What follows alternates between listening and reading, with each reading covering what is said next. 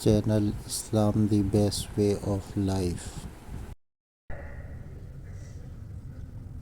فرمایا جب میری امت دنیا کو بڑی چیز سمجھنے لگے گی، اسلام کی ہیبت اور رونق دلوں سے نکل جائے گی۔ اس دنیا کی اللہ کے یہاں کوئی قیمت نہیں ہے۔ اگر مچھر کے پر کے برابر بھی یہ دنیا اللہ کی نگاہ میں قیمتی ہوتی، اللہ تعالیٰ کافروں کو ایک گھونٹ پانی کا نہ دیتے۔ دنیا بے قیمت۔ حضور صلی اللہ علیہ وسلم بے سر و سامانی حضور صلی اللہ علیہ وسلم کا سامان تھا۔ کسمہ کرسی حضور صلی اللہ علیہ وسلم کا سرمایہ تھا۔ فقر اور فاقہ حضور صلی اللہ علیہ وسلم کا فخر تھا۔ اگر چاہتے جناب رسول اللہ صلی اللہ علیہ وسلم اگر چاہتے جبرائیل علیہ السلام اللہ کی طرف سے پیشکش لے کر آئے، اے اللہ کے رسول آپ چاہیں آپ کو ملک النبیہ بنا دیا جائے، نبوت کے ساتھ بادشاہت دی جائے، اگر آپ چاہیں۔ ایسے نبی گزرے، سلیمان علیہ السلام، داؤد علیہ السلام، یوسف علیہ السلام کو اللہ نے حکومت دی۔ آپ چاہیں آپ کو ملک النبیہ بنا دیا جائے، نبوت کے ساتھ بادشاہت، یا آپ چاہیں آپ کو عبد النبیہ بنا دیا جائے، نبوت کے ساتھ بندگی، دونوں میں اختیار ہے۔ حضور صلی اللہ علیہ وسلم نے جبرائیل علیہ السلام کی طرف دیکھا کہ حضور صلی اللہ علیہ وسلم فرماتے ہیں میرے دو مشیر آسمانوں پر ہیں اور میرے دو مشیر زمین پر ہیں۔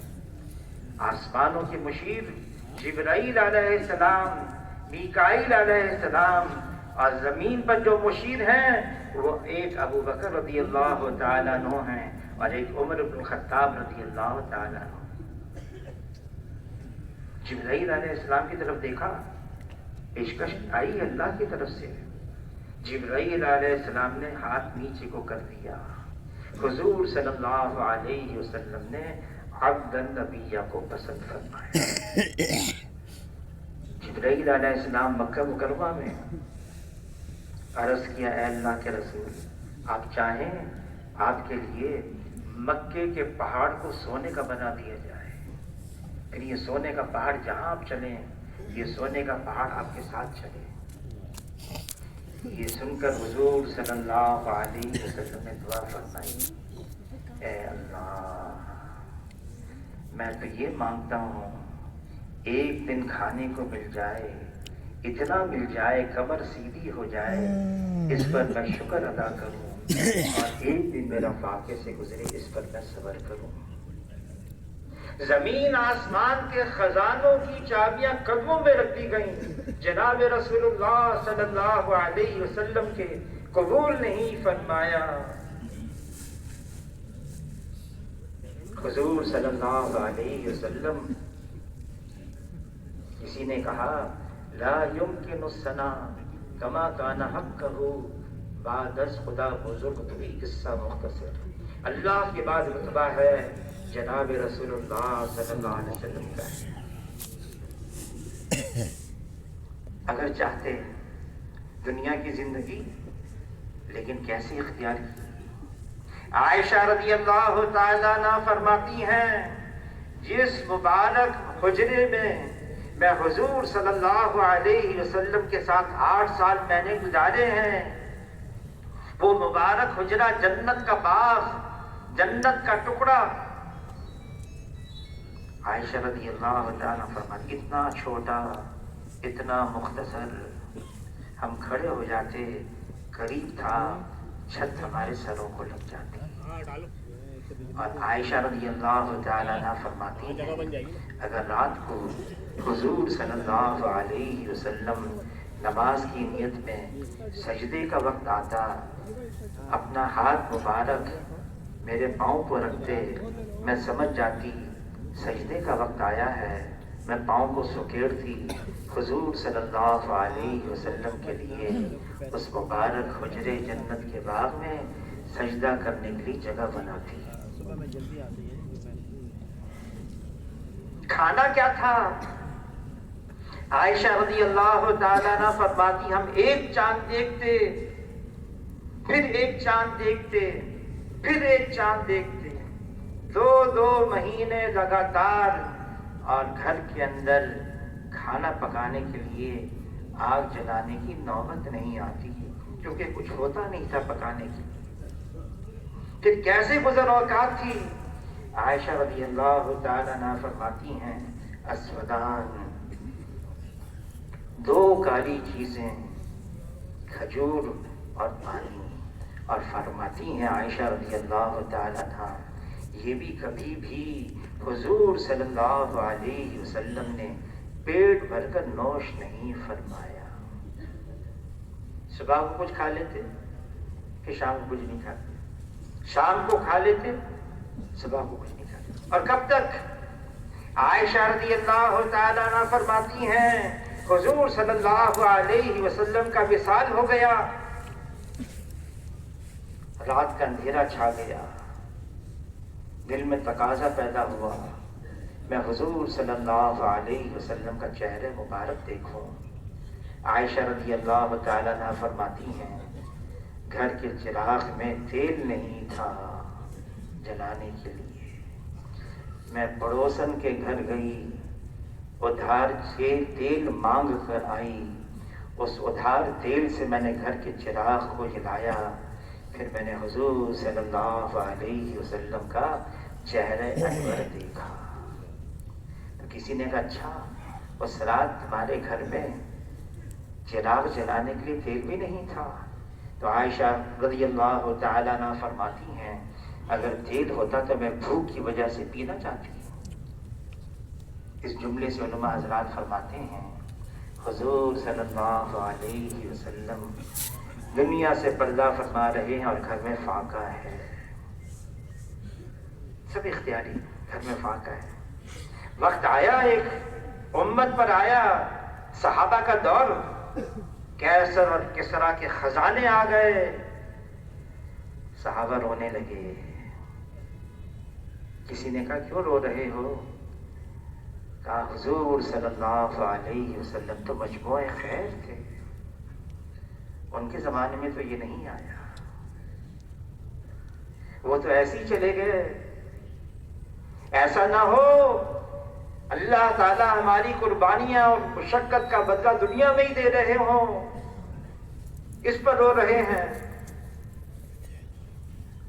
حضور صلی اللہ علیہ وسلم دنیا میں اس طرح سے زندگی گزار کر گئے ہیں اور امت کو ترغیب دی، ساری امت کو کن فی الدنیا کأنک غریب عابر سبیل، دنیا میں ایسے رہو جیسے مسافر، بلکہ راہ چلتا ہوا مسافر. ایک راستہ چلتا ہوا مسافر کیا سامان ہوگا اس کے پاس؟ سلمان فارسی رضی اللہ تعالیٰ عنہ موت کا وقت قریب آیا، بڑی زاہدانہ زندگی گزاری. عمر رضی اللہ تعالیٰ نے اپنے دور میں گورنر بنایا، موت کا وقت آیا، رونے لگے. کہ کیوں روتے ہو؟ ایسی زاہدانہ زندگی، نہ کوئی مال، نہ کوئی نقشے، نہ کوئی چیزیں. حضور کا ایک جملہ یاد آ رہا ہے. حضور نے فرمایا ہم سے، صحابہ سے، تم میں سے کوئی حشر کے میدان میں مجھ سے آ کر نہ ملے کہ اتنا مال چھوڑ کر آیا ہو دنیا میں، ایک اونٹ پر لاد دیا جائے اور اس سے زیادہ. سالم عبداللہ ابن عمر کے صاحبزادے حرم کے اندر جو وقت کا خلیفہ تھا، اس نے دیکھ لیا، ان کے پاس آئے کہ میں آپ کی اعانت مدد کرنا چاہتا ہوں. تو سالم نے کہا حرم کے اندر میں اللہ کے غیر سے مانگوں؟ تو بیٹھ گئے. جب سالم اٹھے حرم سے باہر گئے، پیچھے پیچھے، اب آپ حرم سے باہر آ گئے. کہا تم میری کیا مدد کرنا چاہتے ہو؟ میری دنیا کی مدد کرنا چاہتے ہو یا آخرت کی مدد؟ کہا آخرت کی مدد تو میرے اختیار میں نہیں، ہاں دنیا کی مدد کرنا چاہتا ہوں۔ تو کہا جس کی یہ ساری کی ساری دنیا ہے اس سے بھی میں نے کبھی یہ دنیا نہیں مانگی ہے۔ ایک بہت بڑے عالم گزرے ہیں، میکائیل بن سلیمان، منصور عباسی، خلیفہ وقت بن گئے، لوگ ان کے پاس آتے، ہاتھ پر بیعت کرتے، میکائیل بن سلیمان بھی آئے، ان کے ہاتھ پر بیعت کی تو منصور عباسی نے کہا آپ تو بہت بڑے عالم ہیں، بہت اہل اللہ میں سے ہیں، بزرگ ہیں، مجھے کچھ نصیحت فرمائیں۔ تو فرمایا ایسی نصیحت کروں جس کو میں نے آنکھوں سے دیکھا ہے، یہ ایسی نصیحت کروں جس کو میں نے کانوں سے سنا ہے؟ تو منصور عباسی کہنے لگے جس کو تم نے آنکھوں سے دیکھا ہے وہ مجھے نصیحت کرو۔ تو میکائیل بن سلیمان کہنے لگے عمر بن عبدالعزیز رحمۃ اللہ علیہ، ان کے 11 بیٹے تھے، جب انتقال ہوا 18 دینار ترکے میں چھوڑے، بس 18 دینار، 11 بیٹے ہیں، کا 4 دینار تو اسی ان کی قبر خریدی گئی، باقی بیٹوں میں تقسیم ہو گئے۔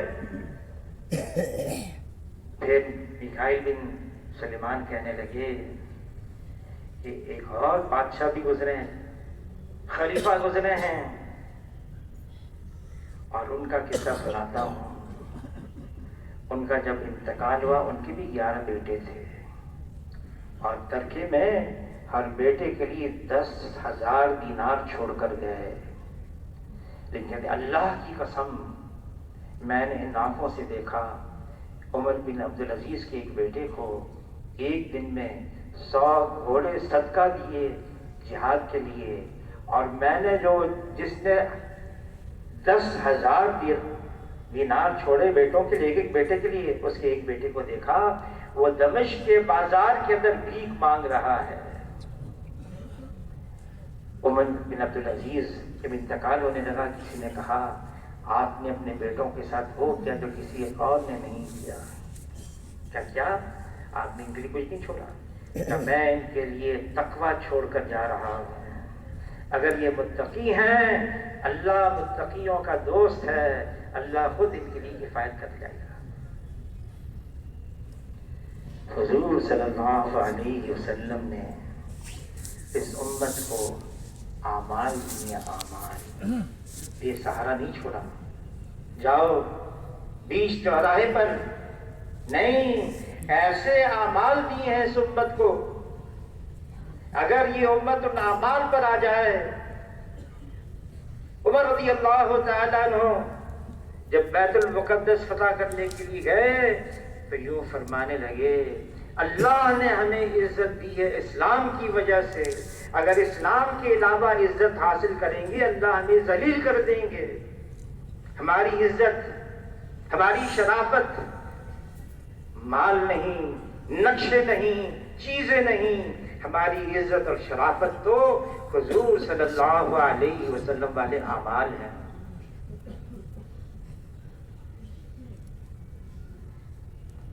ایک بہت بڑے بزرگ گزرے ہیں، جب ان کا انتقال ہو گیا تو جنازہ کون پڑھائے گا؟ خواجہ مختار الدین کاکی رحمۃ اللہ علیہ، جنازہ تیار ہے، ان کا ایک وکیل آیا، اعلان کیا ان کی ایک وصیت میرے پاس ہے، میرا جنازہ وہ پڑھائے گا جس کی کبھی تہجد کی نماز نہیں فوت ہوئی ہو، جس کی کبھی تکبیر اولیٰ فوت نہیں ہو، کبھی اس نے نامحرم پر غلط نگاہ نہ ڈالی ہو، اور کبھی بھی عصر کے فرض سے پہلے اس کی 4 سنت غیر موقتہ کبھی فوت نہیں ہوئی۔ 4 چیزیں بتائیں اعمال، انتظار میں کون آئے گا؟ ایک صاحب آگے بڑھے اور آگے بڑھ کر جنازے کے چہرے سے کپڑا ہٹا کر کہنے لگے کیا ملا میرا راز فاش کرنے کے لیے، کیا ملا؟ اور نماز جنازہ پڑھا دی. اور وہ کون تھے؟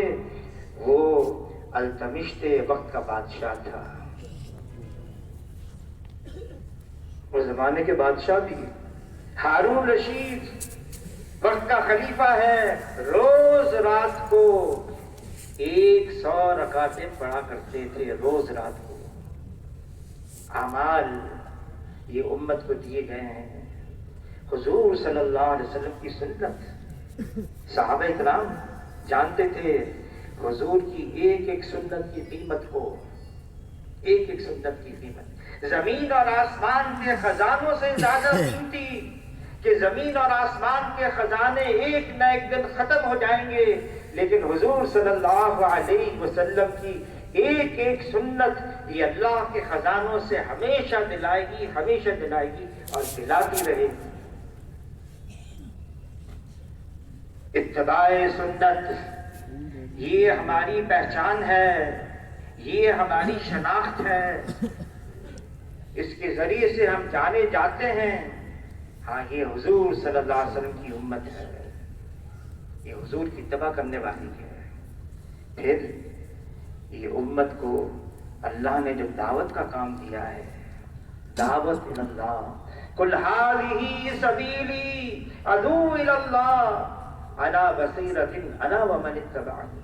اے محمد صلی اللہ علیہ وسلم کہہ دیجئے یہ ہے میرا راستہ، اللہ کی طرف بلانا. میرا بھی یہ راستہ ہے، جو میرے متبع ہیں، میرے پیچھے چلنے والے ان کا بھی یہ راستہ ہے.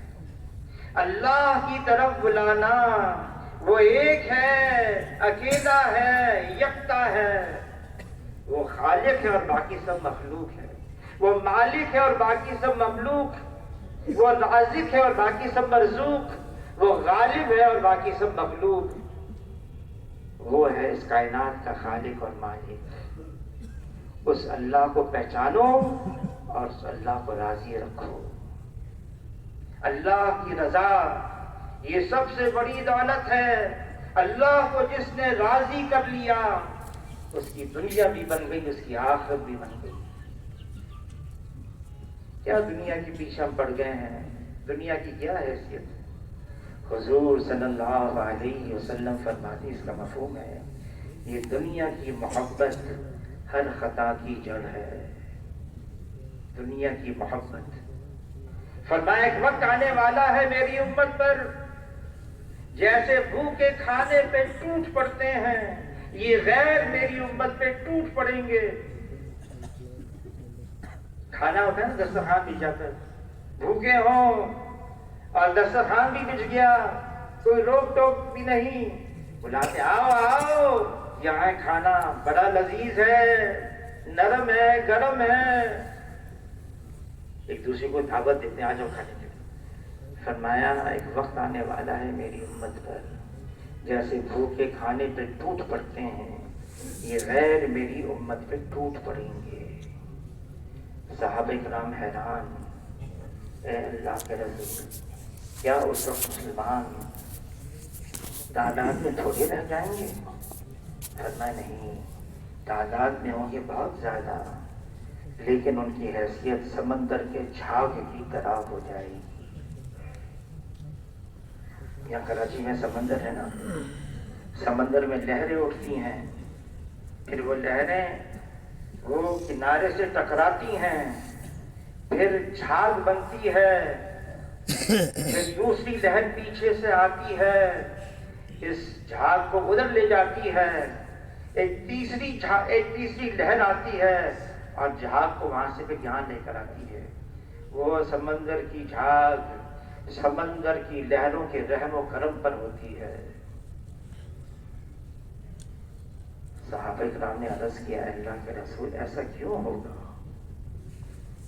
فرمایا اس لیے کہ ان کے اندر وہن کی بیماری پیدا ہو جائے گی. عرض کیا وہن کی کیا بیماری ہے؟ فرمایا حب الدنیا و کراہیت الموت، دنیا کی محبت اور موت سے کراہیت. جب یہ مرض امت کے اندر عام ہو جائے گا پھر امت غیروں کا مقابلہ کر نہیں سکتی. حضور صلی اللہ علیہ وسلم نے صحابہ اکرام پر ایسی محنت فرمائی، دنیا کی محبت نکل گئی۔ کسی نے کہا جب اللہ کی محبت آتی ہے نا، ایک تجھ سے کیا محبت ہو گئی، ساری دنیا سے وحشت ہو گئی، ہر تمنا دل سے رخصت ہو گئی، اب تو آجا، اب تو خلوت ہو گئی۔ یہ دنیا کی محبت ہر خطا کی جڑ ہے۔ حضور صلی اللہ علیہ وسلم نے اسے ڈرایا ہے، بچو اس سے، یہ جادوگر ہے، ہاروت اور ماروت سے زیادہ جادو کرنے والی ہے۔ امام غزالی رحمۃ اللہ علیہ مصروفیت، تبلیغ، تعلیم، تصنیف، تصوف، گھر آ گئے۔ کئی دنوں کے بعد بیوی نے کہا کیوں آئے ہو گھر میں، کچھ ہے نہیں کھانے کو؟ امام غزالی رحمۃ اللہ علیہ خوشی کے مارے کودنے لگے۔ بیوی نے پوچھا کیا ہوا؟ کہا میرے گھر وہ آ گیا جو حضور کے گھر رہا کرتا تھا۔ ہم ان چیزوں سے گھبراتے ہیں؟ نہیں، حضور صلی اللہ علیہ وسلم نے اختیار کیا ہے یہ ساری چیزیں، اور امت کو بتا دیا کہ مقصد کیا ہے، اپنے خالق اور مالک کو راضی کرنا ہے۔ مانگنا اللہ سے ہمیشہ عافیت چاہیے، اللہ سے ہمیشہ خیریت مانگنی چاہیے، اللہ سے ہمیشہ سہولت، آسانی اور سلامتی مانگنی چاہیے۔ لیکن اگر رضا بالقضاء کوئی چیز آ گئی، مشکلات آتی ہیں، حضور صلی اللہ علیہ وسلم فرماتے ہیں جتنا مجھے ستایا گیا کسی کو اتنا نہیں ستایا گیا، جتنا مجھے ڈرایا گیا کسی کو اتنا نہیں ڈرایا گیا۔ دنیا کے اندر کیوں؟ الدنیا خلقت لکم، لیکن آگے فرمایا وَإِنَّكُمْ خُلِقْتُمْ لِلْآخِرَةِ، دنیا تو تمہارے لیے ہے لیکن تمہیں اللہ نے تو آخرت کے لیے بنایا ہے۔ حضور صلی اللہ علیہ وسلم فرماتے ہیں عقل مند ہے وہ انسان موت کو کثرت سے یاد رکھے اور موت سے پہلے موت کی تیاری کر لے۔ فرمایا یہی وہ لوگ ہیں جو دنیا کی عزت اور آخرت کی شرافت کو لے اڑے، یہی وہ لوگ ہیں جو پورے کامیاب ہیں۔ یہ تبلیغ کا کام ہے، اسی لیے ساری انسانیت کو بتانا ہے اصل تو آخرت ہے، مرنے کے بعد ایک زندگی آ رہی ہے، ہمیشہ کی زندگی ہے، کبھی بھی ختم ہونے والی زندگی نہیں ہے۔ اس زندگی کی تیاری کے لیے اللہ نے دنیا میں بھیجا ہے، اور وقت میں ٹھہراؤ نہیں ہے۔ یہ وقت تیزی سے گزر رہا ہے اور گزر جائے گا تیزی سے۔ ہم اس زمانے پہ پہنچ چکے ہیں، سال مہینوں جیسے، مہینے ہفتوں جیسے، ہفتے دنوں جیسے، اس زمانے میں ہم پہنچ چکے ہیں۔ کتنا تیزی سے وقت گزر رہا ہے، اور پھر موت بھی آ جائے گی۔ اس لیے فرمایا عقل مندی کی بات یہ ہے ہم اس کی تیاری کریں۔ یہ بات بتانی ہے، سمجھانی اپنے آپ کو بھی اور ساری انسانیت کو، اس کے لیے تبلیغ کا کام ہے۔ یہ جو اجتماعات ہیں، اجتماع ہمارا کراچی کا، اب اجتماع 25 کی شام سے 26، 27، 28 کو دعا ہے اسی مہینے کے آخر میں۔ اور اجتماع ہے کیوں؟ یہ ہے اس لیے فرمایا اس کے ذریعے سے حق کے قبولیت کی استعداد پیدا ہوتی ہے۔ حق کے قبولیت کی استعداد، یہ سمجھنے کی بات ہے۔ حق کے قبولیت کی استعداد کیا ہے؟ جب حضور صلی اللہ علیہ وسلم معراج پر تشریف لے گئے، واپس آئے، ام ہانی کو ساری بات سمجھا دی، ان کے گھر میں ٹھہرے ہوئے تھے، فجر کی نماز کے لیے جا رہے ہیں، تو ام ہانی رضی اللہ تعالیٰ عنہ نے عرض کیا اللہ کے رسول آپ نے جتنی باتیں مجھے بتائی ہیں لوگوں کو نہ بتائیے گا، آپ کو کوئی تکلیف نہ پہنچا دے، آپ کو کوئی مشکل میں نہ ڈال دے، مذاق نہ اڑائے، کہ حق کے قبول ہونے کی استعداد بھی آئی نہیں ہے. الحمدللہ اللہ نے ہمیں ایمان کی دولت سے نواز دی. الحمدللہ ایمان بہت بڑی دولت ہے، لیکن ایمان کی سطحیں ہوتی ہیں. حضور صلی اللہ علیہ وسلم نے فرمایا کہ ایمان بھی پرانا ہو جاتا ہے جیسے کپڑا پرانا ہو جائے، اس کے نقش و نگار دھندلے ہو جاتے ہیں، ایسے ایمان کا بھی حال ہے. تو صحابہ اکرام نے عرض کیا اللہ کے رسول اگر ایمان پرانا ہو جائے تو پھر کیا کریں؟ فرمایا اس کو تازہ کرو. کیسے تازہ کریں؟ فرمایا اکثر من قول لا الہ الا اللہ. اس کا تکرار کرنا، اس کے ماحول میں رہنا، اس کی باتیں سننا، باتیں کہنا ایمان کو تازہ کرتا ہے.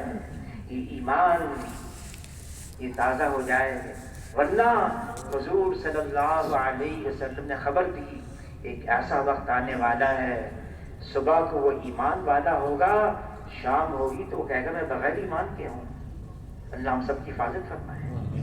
اس لیے یہ اجتماعات، اس میں جانا، اور یہ اجتماع صرف بات سننے کے لیے نہیں ہے. امت اپنے کام پر آ جائے، امت اپنے مقصد پر آ جائے. جو کام اللہ نے ہمارے ذمہ لگایا ہے، دعوت اللہ کا کام، امت کا ایک ایک فرد یہ احساس پیدا کر لے میں حضور صلی اللہ علیہ وسلم کا امتی ہوں، اور امتی ہونے کی حیثیت سے جو کام میرے ذمہ اللہ نے لگایا ہے کہ اللہ کے راستے نکل کر دین کے لیے محنت کوشش کرنا. ہاں ہمارے ذمہ کوشش کرنا ہے، ہدایت تو اللہ ہی کے ہاتھ میں، انک لا تہدی من احببت. لیکن ہدایت کا جو بہت بڑا سبب ہے وہ نبی کی محنت ہے، اللہ کے راستے میں نکلنا ہے، خروج.